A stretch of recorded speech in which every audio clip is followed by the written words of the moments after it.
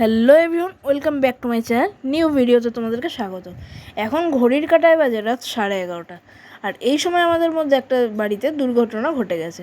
আমাদের ঘরে দুটো পোষা কুকুর আছে, তো তার মধ্যে একজন কুকুরের একটুখানি ইনজিওর্ড হয়ে গেছে। ব্যাপারটা হচ্ছে গিয়ে এরা দুজনেই খুব মারামারি করতে ভালোবাসে।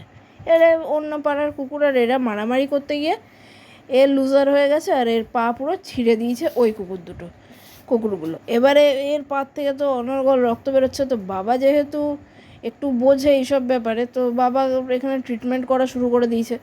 আর কি হচ্ছে, এবার ওকে যখন জল দিচ্ছি জায়গাটাতে, খুব তো লাগবে অবশ্যই, আমাদেরই এত লাগে, তো ও কোথাকার কে, তো ওরও লাগছে, ও তার জন্য ছোটাছুটি এইসব করছে। তো তারপরে অবশেষে বাবা সব কিছু করে সামলে তারপরে এখানে কুকুরটার পায়ে ব্যান্ডেজ করতে সক্ষম হয়েছে। এখন দেখো চাটছে, আর কুকুরদের তো এটা ধর্ম যে চাটলেই ওদের সব কিছু ঠিক হয়, পাটা যেখানে কেটে যায়। আর এখানে পুরো ডেকাড্রেন দিয়ে বাবা গজ টজ দিয়ে একদম ওদের সারাই করেছে। তো আমি আবার কিছুদিন আগে ওর পা একটুখানি লেগে গেছিলো আরেকটা কুকুরের পায়ে, তো তার জন্য সেখানে গিয়ে আবার ওষুধ নিয়েছিলাম, আর সেই ওষুধটাই ছিল।